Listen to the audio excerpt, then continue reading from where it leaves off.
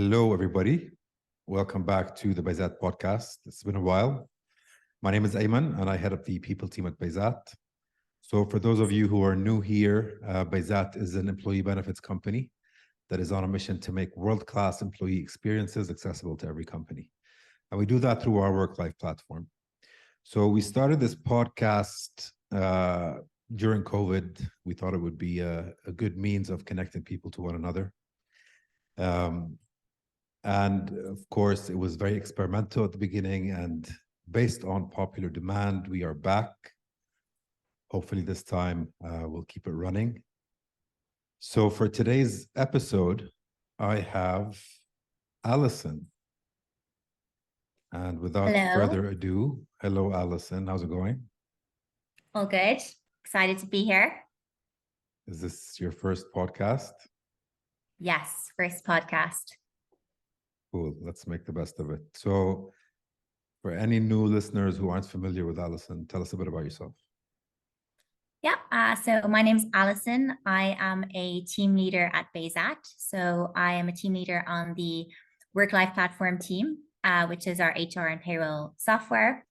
I joined the company a year and a half ago. I joined as a new business sales representative, and I moved into the team leader role in May last year. So I'm in my role now, just 1 year. Just 1 year? Just 1 year, yeah. Does it feel like a year? Feels like longer than a year, honestly. Is that a good or bad thing? I think it's a good thing in that I've learned a lot over the year. I feel like I've learned more than I could have even anticipated. I've learned things that were not even on my radar before. So I feel like it's moving from, that individual contributor role into a team leader role. It requires a complete change in, mindset, functionally, like day-to-day stuff is different. So yeah, it's been a journey, short in one way, just 1 year, and then long in another way in terms of learnings and I guess growth. Good to hear. Good to hear. I remember your interview process. I was part of your assessment center. Yeah. So for those of you watching who don't know what that is, we basically group candidates together and run them through a day or half a day of activities across 3 or 4 hours. I believe we reduced that to 2 hours now, based on feedback. But your speed interviews kind of stood out. So before you joined Bayzat, you were with LinkedIn, and before that you were into art, right? Yeah. So can you briefly touch on those two and how you made those transitions? Yeah, so I worked in art, first of all, in Dublin, in art galleries and an art auction house. Did my master's in contemporary art, which in a nutshell brought me to Dubai. So I worked in Al Serkal Avenue for 3 years in art galleries there. So kind of heavy focus on Middle Eastern art. That was, very much my planned career, if you like. It's all I wanted to do. I was very passionate about it. And then over those years, of course, like everyone, priorities change like through your 20s. So for me, what I got from my career was kind of then outweighed by what I was not getting from my career. So what I really wanted then at a point was, career progression. I wanted security, like financial security. I wanted to be able to plan my life better. I'm a very kind of, I guess, controlled person by nature. So I always have a plan. And that was something that kind of changed when I was maybe 28. So I made the decision very quickly to leave like that path. I felt like I got a lot from it. And I loved it while I was there. But then, priorities changed. So I quickly decided that actually this is no longer what I want, and I wasn't on the right path for me anymore. So I moved back to Dublin. Dublin, as I'm sure a lot of people will know, is, big tech hub. So a lot of the large tech companies have headquarters, EMEA headquarters in Dublin. So I knew a lot of people who worked in that space. So I think I was saying to you before that, I went home and, didn't really see myself as a salesperson, you know, like this kind of idea of like, what is a salesperson? I wrongly had this concept that it was someone who was maybe quite aggressive and, you know, that kind of typical sales persona from like the 90s, kind of the pre-tech era. Which still lingers, I think, to some I extent. think it does. Yeah. Yeah. And, you know, I think maybe in some companies it's still there. But I think in terms of the way tech sales particularly has evolved, all of the sales methodologies that we, you know, use is based around, being consultative, understanding challenges, leading with empathy, strong communication. So yeah, I was wrong about that. But when people first, suggested to me like, oh, I think you'd really like, I kind of had left my career and I was like, what do I do next? And I had some core values that I needed in my career. So I needed to believe in the product. I needed to believe in what I was doing. It needed to be something that I felt motivated by. And I felt like that was at odds with the idea of sales I had. So a few people said to me, I think you'd really like tech sales. And, first two people said it. And I thought, no, I'm not a Why salesperson. tech sales? Why not any other sales? Why do you reckon they said tech sales? I think because tech companies now and like this world of tech has, you know, first of all, an idea of culture, of employee experience, of progression and growth. And I think it's career orientated with the balance of like great team environment, Right. and learning and always developing and growing. And having that growth mindset is a requirement to work in a lot of tech companies in sales. Yeah. Non-negotiable, right? It's a Yeah, I non-negotiable mean, for sure. if Yeah. you're not coachable, it's not going to be a good fit. So eventually, yeah, I then ended up, interviewing for a role at LinkedIn. So you were And 28 when you interviewed with LinkedIn, and yeah, you had just left a lifelong work of art and the art world. How did you get into LinkedIn? I'm very curious. LinkedIn is renowned for being, one of the top employers in the whole space. Mega company. I'm sure pretty picky when it comes to selection, right? What do you think you had that made them say yes? Let's bring Alison on board. yeah, I think, first of all, I had a career and I had a lot of experience in that career, so I had, worked independently, in sales actually. So I was selling art. So I had that experience. I had skills that I took from that experience that were really perfect for a sales role. So things like relationship building, resilience, hunger. I was very driven. And I think they all kind of came across.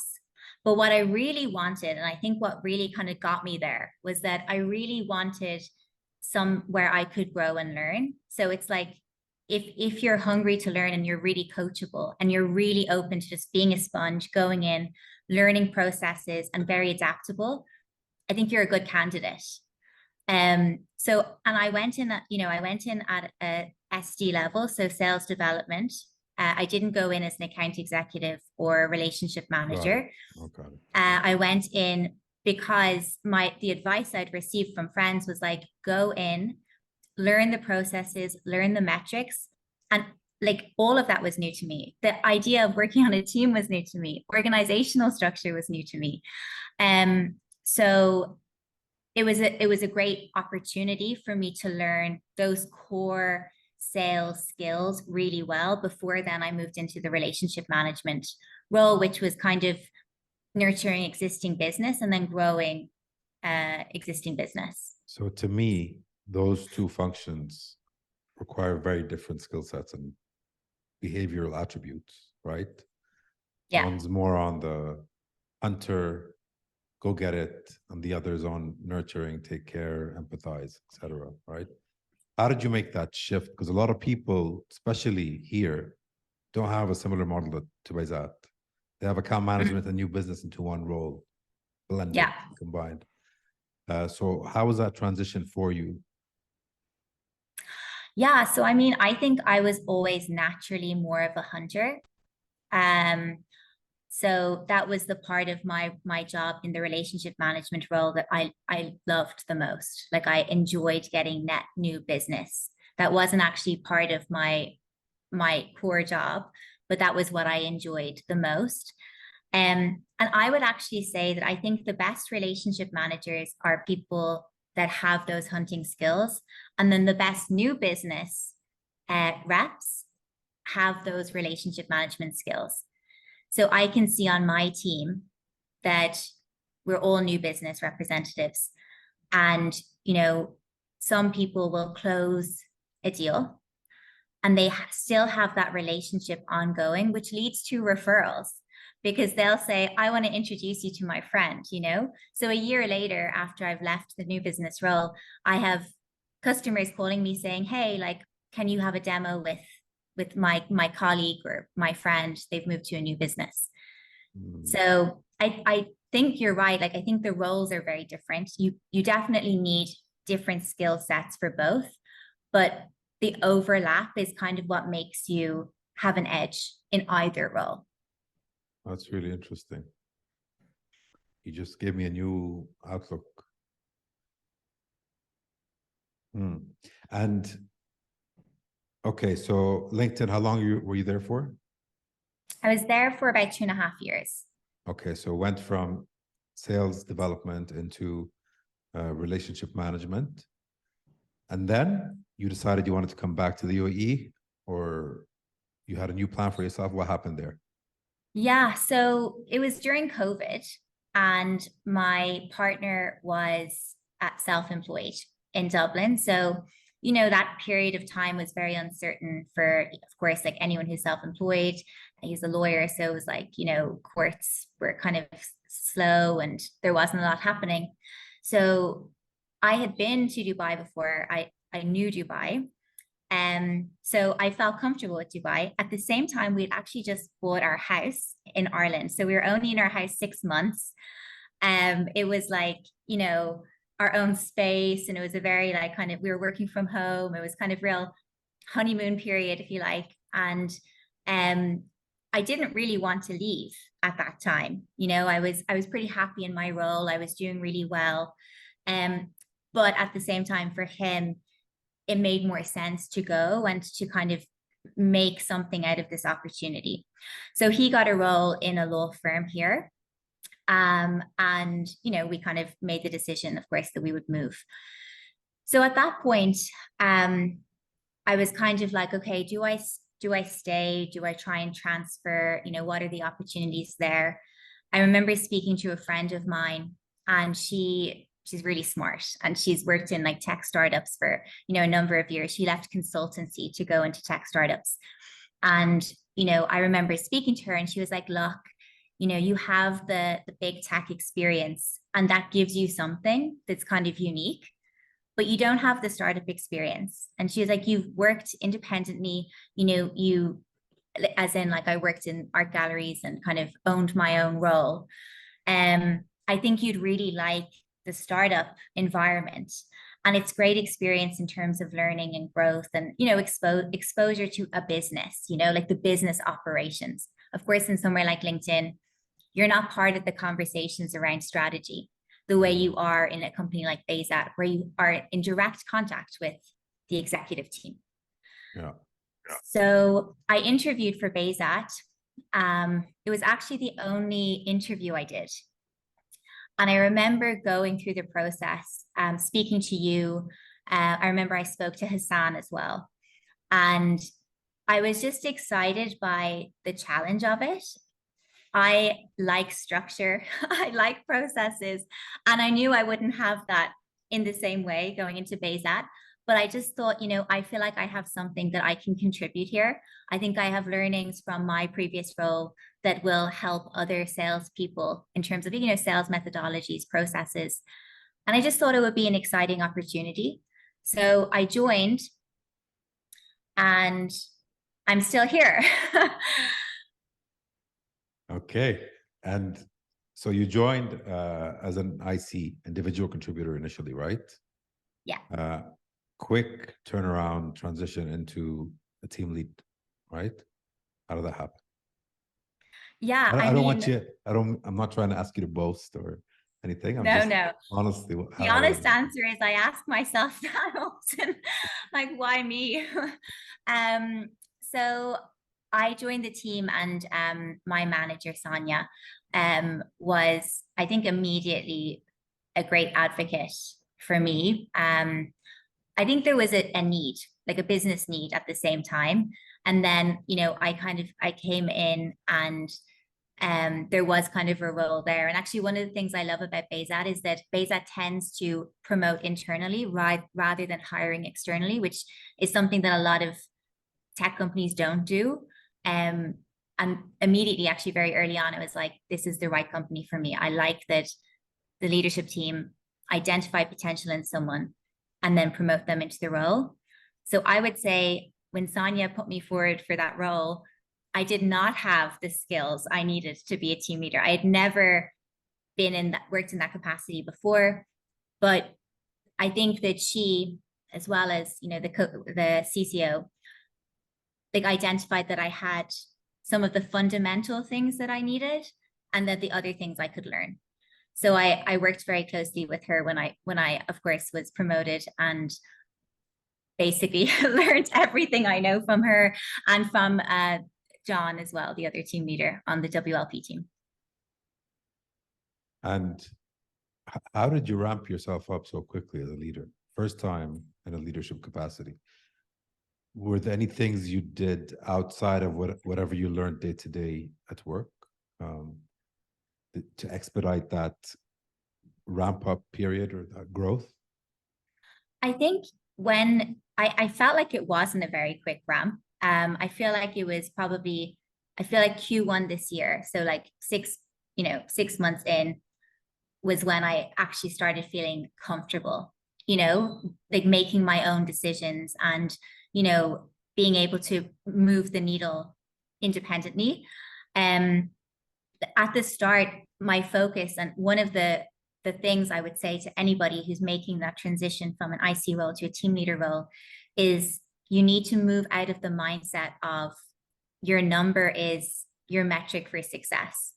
Because when I first moved into the role, I basically just tried to get involved in all of my team's deals, all of the meetings, which, number one, does not lead to independence and growth for the team members. So I'm not doing them, any favors by basically taking control and basically just working as a CTM or a new business person for 4 people. And then number two, it's not scalable and it's not sustainable. It's too much time, and it wasn't making an impact. So I think by the end of last year, I remember both John and Sonia said to me separately, your number is not the metric for success. As a team leader, you have different stakeholders to manage. It's not just the revenue that the team is generating. It's about developing the team, making sure that the team can work independently, knowing what they need to be successful, and identifying levers. So not getting into the weeds on deals. So was your intention when you kind of rolled up your sleeves and helped out and joined meetings and closed deals, was your intention to hit revenue, or was it to Yes. prove that you can lead by example, or a bit of both? It was probably both, because to be fair, the team were all new. So everybody was new to Bayzat, new to the product, new to the processes.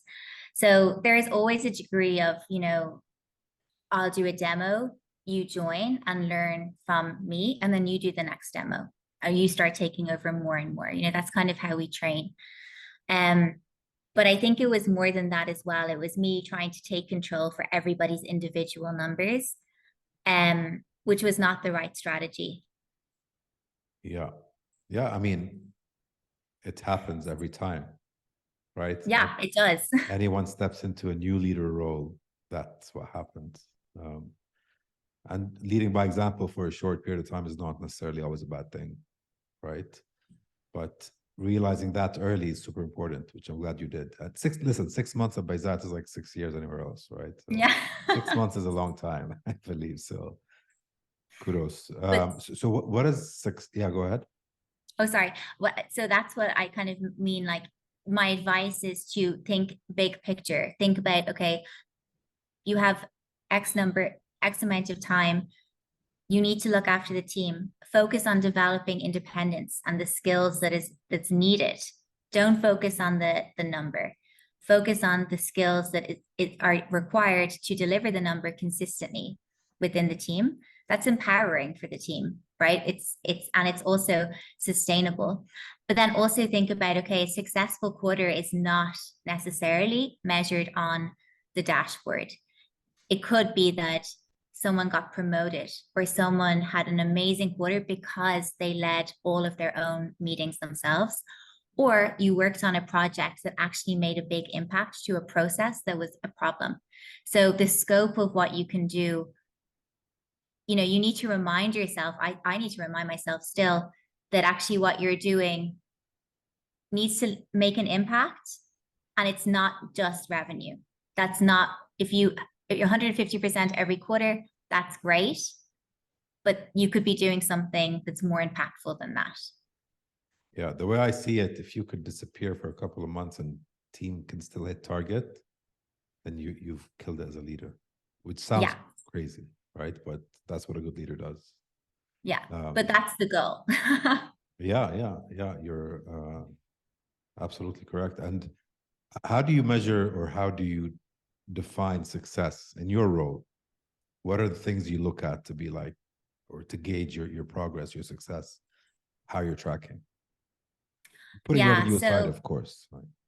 yeah, exactly. Revenue aside, I think the team, so like when I say team performance quarter on quarter, it's not necessarily their target and attainment, although in a sales role, they usually line up. If the skills are being developed and refined over time, it generally does impact their attainment. But I think so that is number one. So like, are my team growing and are they becoming more independent? Are they saying to me, I don't want you to join my meetings. I want to take my meetings and I'll come to you if I need help, or I'll come to you if I need an approval on something. And that for me is a sign of success. Then my team are honestly like happy and comfortable to share any misgivings or any challenges that they're having. My team have had really transparent conversations with me about things that, are frustrating them. And I feel like that makes me feel like I'm a good leader. It makes me feel like they trust me to, number one, listen and care, and number two, to actually try and help. And then the other thing, which is the hardest thing, is, when you're working on a project that maybe doesn't just relate to your team, it relates to the business overall, or tackling some kind of challenge in the organization, working on a project that you feel is going to make a big difference. It's going to make many people's lives easier, because we're refining something that has been a legacy challenge or a scaling challenge. Yeah. And do you reckon you're viewed as the subject matter expert or as the leader today? So something that I struggled with personally, right? As I went through that leadership path, there's a turning point where you have to embrace the fact that your specialists or other leaders leading specific functions have to be way better than you at their thing, right? And I'm in the leadership game, managing other people, not in the recruitment or in the ops or in the compliance or right? They have to be better than me. So I found that to be probably the most difficult thing to embrace earlier on in my career. What's your view on that balance? I think that because I was in the company for, only 6 months before I moved into the team leader role, I didn't feel like I didn't feel like, for example, product knowledge was my biggest strength at that point. I think that, I'm very aware of my strengths and areas of development. And now, because I'm managing a team, I like my team members to be experts of something. And they are the people who the team go to if they have a question around something specific. I think that's kind of a leadership competency for the team members. It's rewarding because they're being recognized that they're really good at this specific area, and it allows them to kind of have a voice. And that was something I learned from LinkedIn. Everyone on the team was a champion of something. And, it's nice. It's like it creates that kind of team culture where everyone plays a role that's not just their individual target role. Yeah. Yeah. I'm liking your answers. Oh, good. I am really thinking. So I do believe every leader ends up instilling certain things they value or beliefs or values they have into their teams, right? And creating a differentiated kind of culture from the wider org, right? What do you think those things are within your team? That's a good one. So again, it's probably a personality thing. One thing that I do is I generally deal with situations in humor. So, in my team meetings, we will generally laugh, and, we'll kind of poke fun a little bit. And it makes everyone feel kind of relaxed. And it's just, that's who I am. That's how I'm like that in customer calls, So I think that potentially is one thing that's maybe a little bit different. And then the other thing that I really value, and one of the things I love about sales is that, you don't have to be particularly intelligent. I mean, I don't consider myself an unintelligent person, but I don't think I'm a genius either. Sales is all about planning. And that's something that I really push on the team because I see a lot of value in it. So sales is stressful. You have a number, there are things out of your control. So in our team, what we do is, well, actually across the WLP team, we introduced what we call victory plans. I think I've told you about this before, where everybody identifies like what's motivating them for this quarter, what's their goal in terms of commissions. Why is that their goal? Like, is it a holiday? Is it like family vacation or, and then, what do I need to do in order to reach that goal? So this means that you have a number, you break it down, you make it bite-sized. Like, how many meetings do I have to have in a week to get to this stretch goal?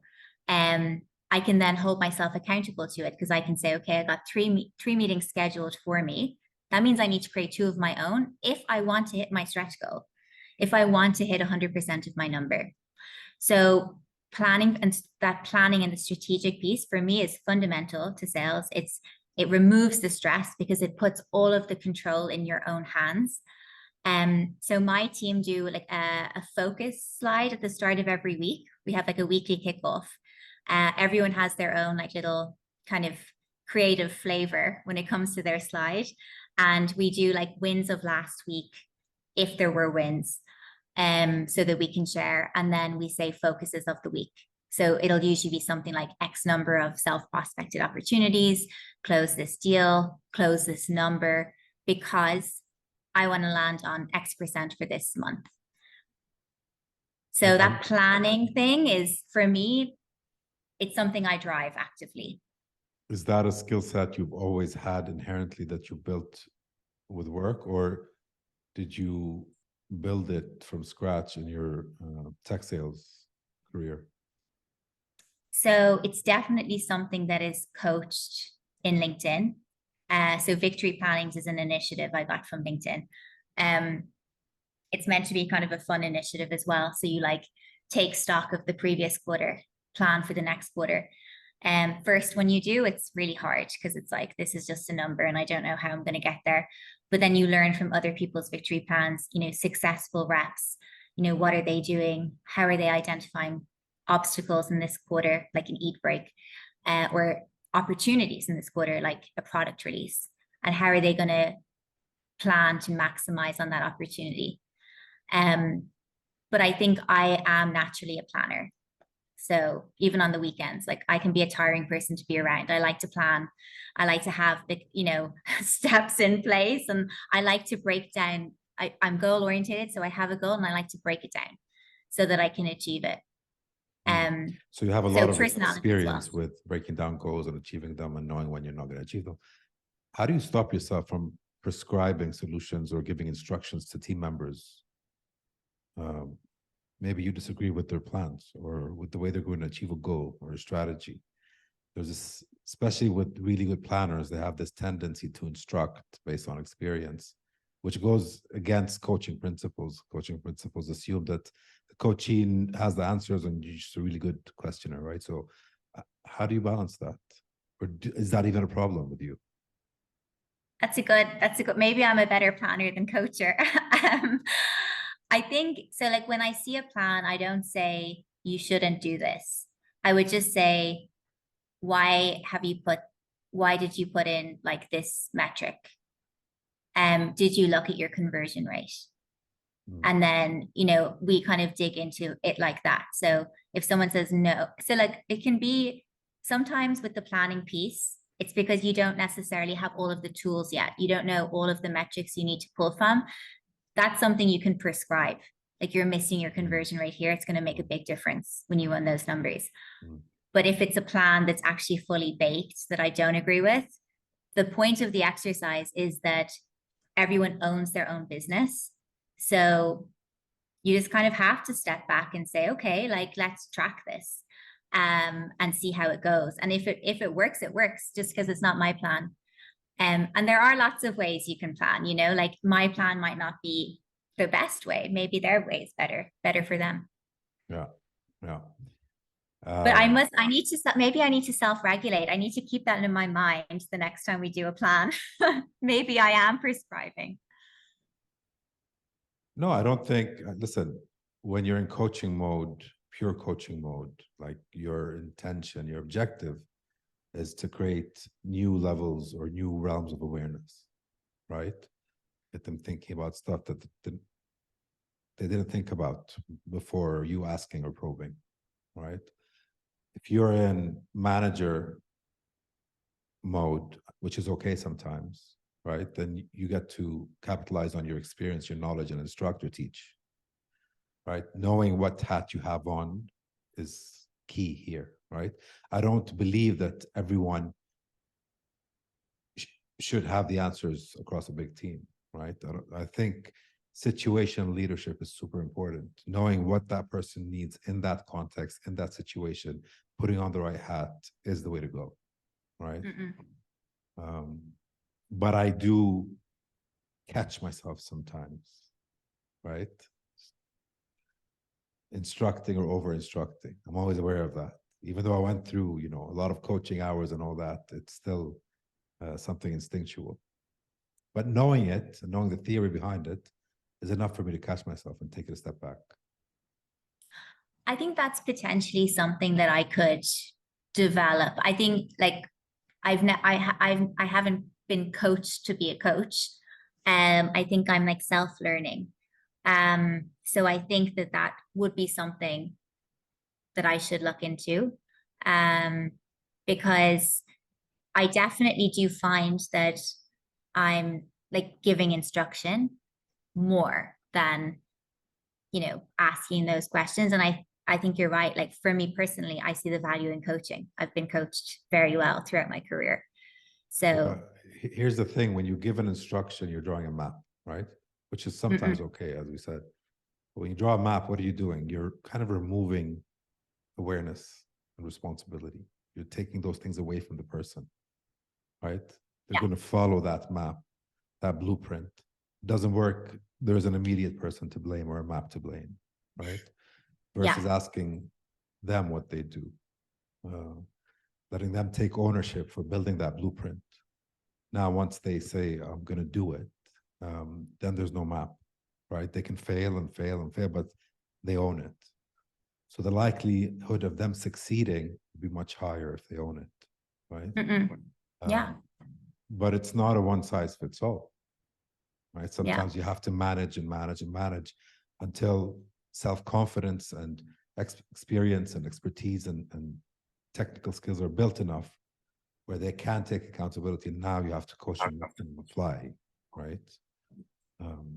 So yeah, it's a very interesting and deep subject. Yeah. So let's delve a bit into the Bayzat principles. 6 of them. Does any of them stand out to you in particular? Or resonates well with you? I think from my experience at Bayzat, I think that, the kind of the radical dialogue, sorry, you're going to have to word it for me. But, having, being, giving feedback, receiving feedback, having those kind of contentious conversations with anyone, whether it's someone in your team or a leader or an executive. I think that's for me one of the, I think one of the biggest draws to Bayzat, in that there is always space for a discourse and differing opinions. And like that's really kind of motivating because you can be involved in any part of the business. I mean, it's very transparent, open conversation, what the objectives of the business are from, the CEO, co-founders, executive team. And often, there's an opening for anyone in the company to give their perspective, even if it's different. And I think it's welcomed. So I think that kind of, open discussion, that encouragement of feedback, it's great for growth. And it's also really great for that kind of feeling of belonging in the business. Yeah. Yeah. So the feedback principle, which states initiate necessary, radically truthful dialogue. That's it. Right? Yes. Feedback principle. Yeah. Yeah. What's your approach to, so I'm going to cut it down into one area in specific. What's your approach to giving people feedback, critical feedback? And how do you ensure they don't take offense to it or become defensive? Yeah. That was more challenging a year ago than it is today.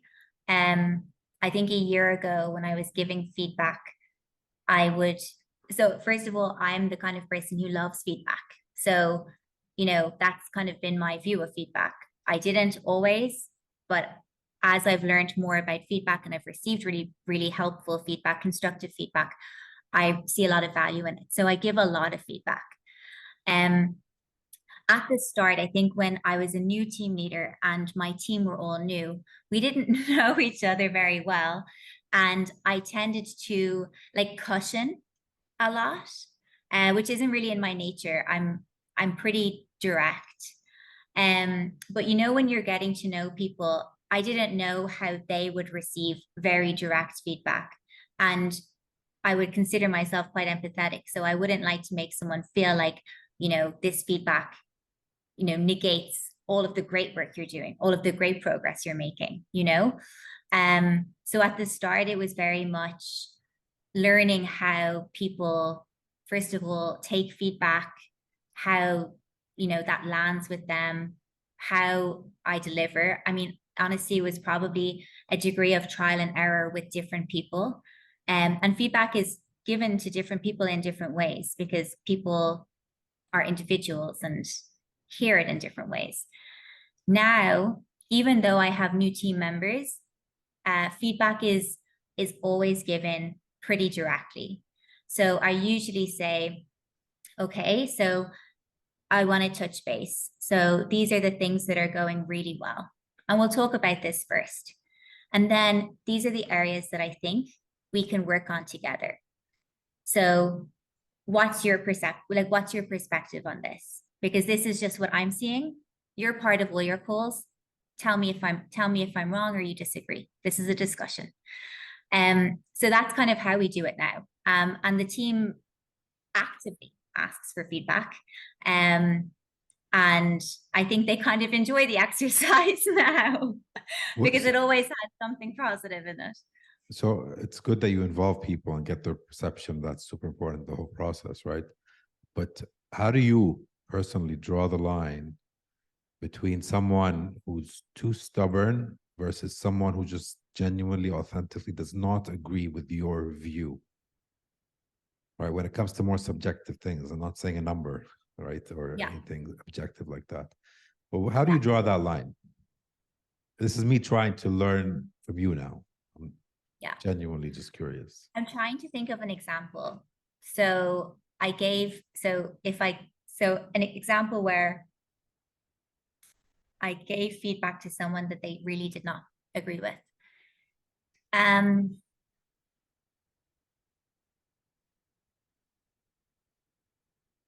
I'm not sure if I have an example, if I'm honest, of that. I think with feedback, I'm always open to, okay, I'm giving feedback and my feedback could be wrong. I have received feedback from people that I did not agree with. And what's important in this situation and what I learned is, and this is what I would say in this scenario, I would say, okay, so my perception of, let's say, for example, a call or the way you dealt with an objection, something that's very qualitative, and there's lots of different ways you can do it. If I say, I don't think that you handled that objection well, I think you should have done this instead or something else instead. And then they say, I disagree because XYZ. So what I would say in this case is, okay, let's just shelve this specific example here. What I'm telling you is just from my perspective. And it's important that you're aware that that's how it came across to me, because we all as individuals have blind spots. So it's not more important than your perspective on what happened, but it's important that you're aware of another perspective too. Does Yeah, that make sense? That's quite it does. abstract. It does. That's why I'm always cognizant of saying things like it came across as though, or it Yeah. felt to me as though, right? Now, what you intended is irrelevant because now you have to focus on what it projected on me. Yeah. Right now, you're forced to interpret that feedback and be like, why did it come across that way to him? Irrespective Yeah. of what my intention was. Why did that Yeah. come across like that? So, agree. Yeah, you can't refute or disagree with a feeling. Feeling is a feeling, or something. A perception is a perception. Period. Yeah. Yeah. And, sometimes the learning is the perception because, Bayzat, UAE, the world is a diverse place. So we all speak slightly different languages when it comes to like, those kind of conversation or behavioral norms. So even if it's not the way it was intended, or you thought that you expressed something differently than what was perceived, it's still important to be aware of the perception. Absolutely. And that could be the learning, but that's a big learning. I can think of examples where I said something meant something completely different, and it was a big learning for me. And it changes the way that I interact. And it's important because we need to be understanding of other people. And again, in a sales role, you need to be able to communicate effectively. So that's actually at the core of it. Absolutely. So I want to cover one quick bucket here. Something pretty important that I wanted to get your view on. So there's a stigma about sales functions, particularly in scale ups within tech, about them being super cutthroat and super ruthless, do or die, and unhealthy competition, etc. So, how would you respond to that? And where does Bayzat fit into that stereotype? Yeah, I mean, I've also heard that, and I've heard it from friends. I've heard it from people who join Bayzat from other companies. I haven't experienced that. I think when you're looking at joining a sales role. I think, it's always important to look at a company that you're joining, like, do my values align with the company values as an individual? But it's potentially even more important in a sales role when you are basically on the front lines representing that company, and you need to be able to be resilient, be motivated, be driven. You need to align to the company values, and you need to believe in what you're selling. I don't think most salespeople can really sell effectively if they really don't believe in what they're selling. I mean, some people for sure can, but from my experience, that's really important. Look, at the end of the day, sales is a results business. So I think part of it's potentially perception. So if you're, not able, or you're not willing to kind of put the time in and learn follow the process and follow the skills, and you cannot hit target, you could perceive that as cutthroat if you're let go.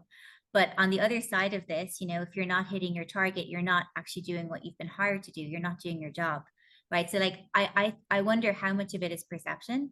I think in terms of my experience in sales, it's always been a team exercise.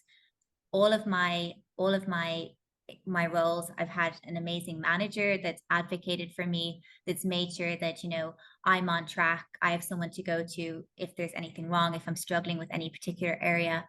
And, the team environment in Bayzat, I would say, is not cutthroat. Everyone's competitive. Everybody wants to be number one on the leaderboard, but that's not to say that you're not delighted for someone else if they're top of the leaderboard, especially if they've had a tough time. Yeah. And going back to culture, you mentioned feedback. You mentioned feedback principle, super important. Anything else that you're trying to connect with, or capitalize on, or operationalize? Yeah, I think, in a startup kind of culture, getting shit done is just a necessary, like, if, you have, I think anyway, to be a successful salesperson, you need to, like, be held accountable. You need to deliver on what you need to do it. But I think even more so in a startup, because if there's a problem and you say, this is not working, it's like, okay, well, try and solve it, try and figure out the solution for it, and everyone can get involved in that. So I think getting shit done, and that's again, That's I our think that's a very execution principle. it's the execution Yeah, principle. yeah. For anyone listening, I just obviously need to getting shit reread my done. compliments page. No, I'm just saying, anyone just hearing getting shit done, be like, what the heck's she talking about? But yeah, that's our execution principle for those of you who've never heard it before. Get shit done. Yeah, go on. But that's also like, you have the authority to do that, in a startup as well, where in other larger companies, particularly, you kind of need to stay in your lane, because there's no room for you to get involved in other people's department or business. And it's kind of fun, like, when you identify an issue and you need to get involved and just get shit done, fix it, so you can see your impact very quickly in Bayzat. Yeah, and a lot of people coming from huge, blue chip, multinational organizations, want to leave and join startups because of that. They want the autonomy and ability to drive decisions and value themselves. Once they get it, they're paralyzed. They don't know what to do with it. They're used to red tape and bureaucracy and all that. Like, they're so used to it, where, okay, what do I do now? What if I fail? So yeah, I think it takes practice to be able to have that level of autonomy. For you, which principle comes to mind for you as significant? Oh my God. As most significant, because they're all very important, obviously. Listen, the principal deck is one of the core main reasons, not main, but one of the many reasons that I wanted to join Bayzat 4.5 years ago. All right, they just resonated with me a lot. There was a lot of cohesion and congruence, I'd say, with the exec team. But the one that I really love is our improvement principle. So being the best is temporary, becoming better is permanent. It's very humbling, right? Yeah. Even if I learned something today, I can wake up tomorrow, be like, I need to keep myself in check, right? There is no destination. That's just a good reminder, right? It's the journey. And I think when I was younger, painting these wild, crazy ass destinations was how I got motivation, right? Versus enjoying the journey I'm on. So that resonates with me the most. It keeps me in check and keeps me grounded and mindful of the now, right? I'm also a big fan of the debate, the innovation principle, which is value debate over consensus. It pushes me sometimes, or it pushed me in the early days when I had a viewpoint and I'd get that doubtful voice in my head, like, don't say anything, might sound wrong, or they might not appreciate it. And then I'd remind myself of that principle. Be like, wait a minute, that's what they value. Let me say it. I did that enough times where I'm comfortable with being uncomfortable now, right? So that's a big one as well. I'm gonna go through all six right now, so I'll stop at those two. Yeah, yeah. No, I love the Bayzat principles. They've helped me personally as well, right? I have a hobby that I do outside of work once a week on weekends, podcasting, actually in Arabic, sports MMA podcast. But yeah, the execution principle, for example, really helped me get off the ground. Just do it, get shit done. If you watch our first episode, I had no idea what we were doing. We had this shitty camera, that was pointing up from the ceiling. I didn't know how to hook up mics, lots of echo, just one stupid picture in the background. It was terrible, but I just did it. Then it kept getting better and better and better. So yeah, I went on a bit of a rant there, I know. But No, I love it. And Ayman, are you going to introduce any new principles? Because I think we spoke about that in January.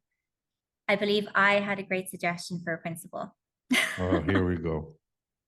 Yes, that's there's something cooking and Oh, being shared internally. That was shared with most of the execs already. oh, cool. And Okay. Watch this space. thanks to that offsite we had with sales leadership and that session where you came with that statement. I'm not going to mention it now. You mentioned that statement. It was super powerful. And it inspired me and reiterated what I already kind of deduced that we needed. So yeah, Exciting. I'm excited about that. It's Um, time. you, New you put me principles. in an awkward spot here, Alison. Sorry. I wasn't supposed You'll to have to announce edit it. this bit out. No. I'm not going to edit it. It's fine. We didn't mention the theme. We didn't mention anything. But yeah, something is cooking and something's in the works for, hopefully, fingers crossed, having a seventh one soon. There. You're welcome. Yeah. Sometimes that kind of announcement is important, is an important part of the process, right? Yeah. Good pressure. Yeah, fair. Cool. Anything else you want to cover? Anything else you want to touch on before we call it a session? I have No, I think. one Oh, go last ahead. question to kind of wrap everything up. Okay. People listening right now, some of them are candidates, some of them are applicants, or they're contemplating applying. A lot of people watching this are trying to understand who we are, how we operate, and how we think, and a bit about our culture.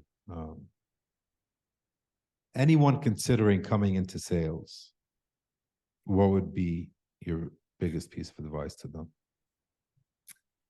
Yeah, I think sales generally, I would say, you know, sales is by nature goal orientated. You have a revenue target.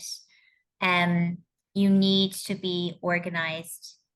Practically speaking, you need to be organized. You need to be willing to put in the work consistently, because it doesn't work if you give 120% for a week and then take a break for a week.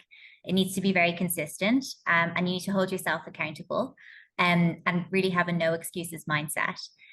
As long as you can do that and you can put in that graft, sales is really rewarding because you get out of it what you put into it. But it's hard work. You need to be consistent. You need to be resilient. It's not always going to go your way, but you need to trust that the processes will get you there and trust in your own planning. But it's a very rewarding job. I love sales, and I've really never regretted changing my career and moving into this space. I love it. Okay, And so it's a great way to learn. Sorry, yeah, go ahead. It's just a great way to learn, like, about, people and businesses and, markets, the world. It's an amazing vehicle for that. One level deeper. Let's say someone already knows all that, pretty good at sales, and is contemplating Bayzat specifically. Okay. What tips would you give them? I would say, it's the challenges in Bayzat are also the most rewarding things about Bayzat. So the fact that processes are changing a lot, that can be challenging, but it's also rewarding because you can get involved in those process changes. So I think you need to be adaptable, and you need to be, ready to roll up your sleeves and get involved. The amazing thing about Bayzat is that you have, a direct line to the executive team, to the CEO. I mean, the CEO co-founders come into the office, 3 times a week. They're sitting beside you when you're on your calls. That's a really great, it's really great access. You learn a lot from people in the executive team. And you can have a direct relationship, and you can get as involved as you want in terms of, like, understanding how do you become an executive? What is that day to day like? I mean, that's all really exciting stuff. You don't have that in very big companies. So that exposure is really valuable if you want a career in tech sales or in tech. Our conversion when it comes to hiring often is, from screen to hire is almost 500, 1 in 500 or even more, right? So Really? yeah. So I did not know that. yeah. So Wow. I mean, we automated a lot of the screening, but Yeah. I mean, that's by design as well, right? I think you've been part of the process, that we try to hire the best of the best. As someone who's been through that process, do you have any tips for anyone preparing to come in, or any candidates who are about to start the process? Yeah, that's actually kind of easy. I would say just be yourself, because I think that sometimes, candidates might come in and kind of put on a sales persona, and actually, just if you're a good salesperson, you're a good salesperson, you're interviewing for a sales role, just be yourself. And that, I think that really comes across in that environment, that assessment center. So kind of speak freely, be prepared to kind of be yourself, and just, don't take it too seriously, just do as you would do in a normal sales environment. And then the other thing is, I always think, like, questions, so if you say to someone, do you have any questions for me? And it's like stuff that's on the website, that's not great. So have questions. I mean, have good questions. What do you really want to know about the company? Like, you want to know about the day to day, or do you want to know about the executive team? Ask real questions that you actually want the answers to, and that you would ask me if it wasn't an interview. Yeah, that's what I would say. As you say, Ayman, be authentic. Keep it real. Keep it real. Yeah. Awesome.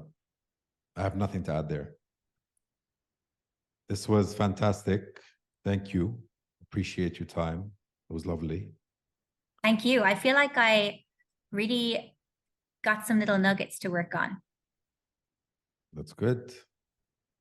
Good. Thank Me you. too. Me too. Absolutely. We'll do it again in the future. I'm going to try and keep this going at least once a month or maybe twice a month. Who knows? We'll see. Cool. Thank you for listening, everyone. And see you soon. Thanks, Alison. Thanks, Ayman. Have a good Bye-bye. weekend. You Bye-bye. too.